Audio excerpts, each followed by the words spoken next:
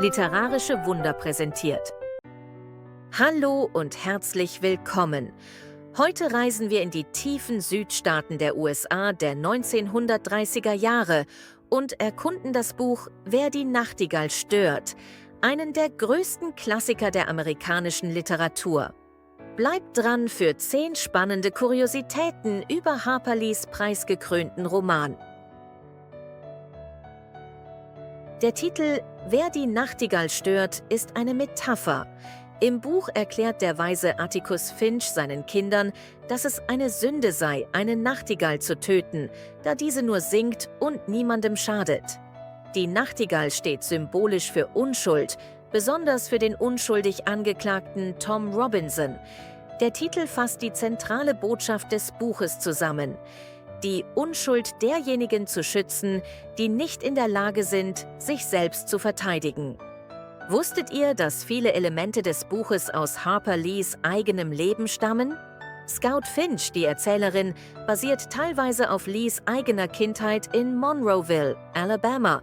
Sogar Dill, Scouts bester Freund im Buch, ist inspiriert von Lees Kindheitsfreund Truman Capote, der später selbst ein berühmter Autor wurde. Atticus Finch, einer der ikonischsten literarischen Helden, wurde von Harper Lees eigenem Vater inspiriert.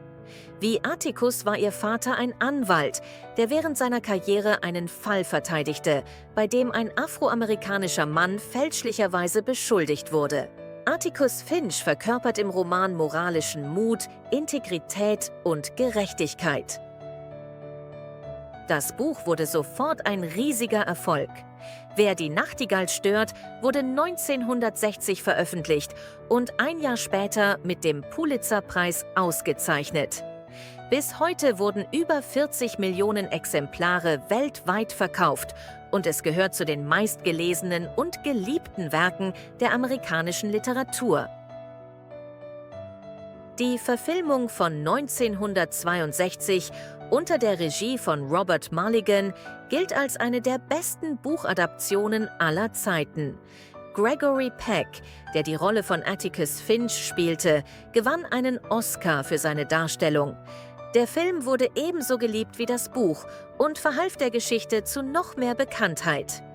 Im Jahr 2015 wurde Harper Lees früheres Manuskript mit dem Titel Gehe hin, stelle einen Wächter veröffentlicht, das als Fortsetzung von Wer die Nachtigall stört gilt. Doch das Buch sorgte für Kontroversen, da es Atticus Finch in einem anderen Licht zeigt, weniger als Held, sondern als jemand mit rassistischen Ansichten. Diese Enthüllung führte zu intensiven Debatten unter Lesern und Kritikern. Wer die Nachtigall stört, erschien zu einer Zeit des gesellschaftlichen Wandels in den USA.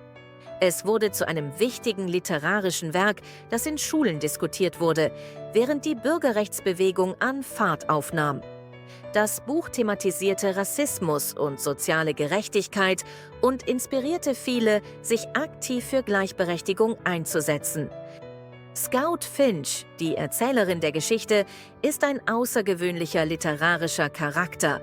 Sie erzählt die Geschichte als erwachsene Frau, blickt aber auf ihre Kindheit zurück und beleuchtet dabei sowohl ihre eigenen kindlichen Missverständnisse als auch die moralischen und gesellschaftlichen Fragen der Erwachsenenwelt.